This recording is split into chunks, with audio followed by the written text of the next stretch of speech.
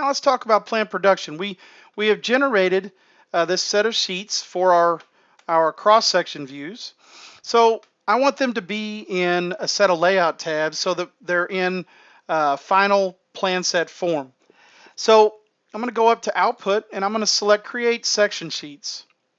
Now we have the one dialog box here for everything we're going to do, and we're going to leave all of it default. It's going to create a new sheet set for us, and it's going to also manage that sheet set inside of the vault. So we'll go ahead and hit Create Sheets, and it says we need to save. So we'll let it go through that process, and it created a set of sheets for us. So if I pick section sheet 21, you can see that it put all the section views according to how it had them laid out in our model into a title sheet. Now this is the first sheet. Let's look at the second sheet here. So again, we see everything that we had inside of our model, but these are final sheets. So that quickly we created a number of sheets that we can start to plot and look at preliminarily in design, or these can be your final design. So let's go back to our model, and we can actually have it create plan and profile sheets using the plan production tools. So I'm going to create some view frames so that it knows where to go along this alignment. Select the defaults here. We want it to be a plan and profile. We're going to use a 1 to 1000 scale profile sheet.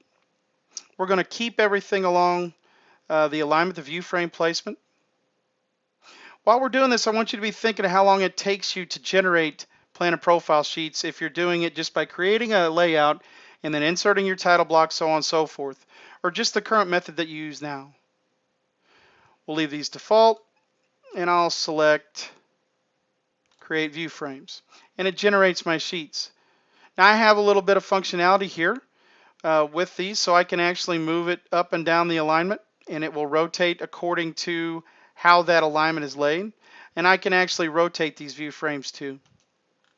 So let's go ahead and generate the sheets for our plan and profile. So I'm going to go back to Output, and I'm going to hit Create Sheets, and we'll leave everything default. We'll do all the layouts in one new drawing, and it's going to add this to a sheet set. Go ahead and leave all this default.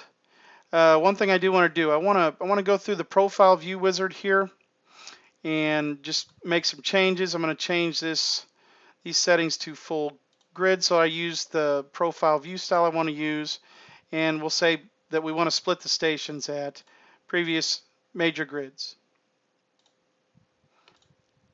And we do want it to show our stormwater. We'll hit Finish. We got another step here, and it again shows us what data references it's going to create. We want to be sure we pick everything that we want it to update whenever you generate your sheets. So we'll say the existing surveyed surface and our new road surface. The rest of it should be selected. We'll go ahead and select our pipes, and we'll hit Create Sheets. We do have to save, and it asks us for a location for the profiles. We'll just stick those underneath the other one. And as you can see in this process, it is adding these files to the vault. So we'll go ahead and hit OK. We'll go ahead and tell it yes, we want to save and continue. And the process is complete. So now let's take a look at the sheets that it pushed to the vault and see what it cut for us. So once we've opened that drawing that we pushed all those sheets to, we can see that we have our plan and profile. Now, I just want you to, again, remember how many steps this takes at your current process if you're not using the plan production tools. If we had 35 plan production, or actually 35 sheets that we were going to have with plan and profile, you would have to do each of those one at a time. So you'd build a viewport for the profile, viewport for the plan in one scenario, and you would actually have to copy that layout to the inside of the drawing and then move it along so that you could represent the station range that you wanted for each sheet. This cuts them automatically.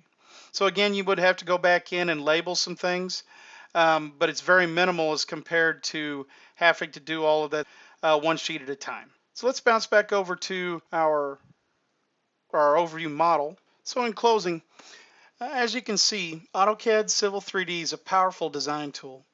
Again, this was an overview of the tools that you would use for a roadway project. Even in this short amount of time that we've been together today, I believe that the benefit of dynamic design has been shown. The same set of tools shown today can be used for residential and commercial site development projects also in the same manner.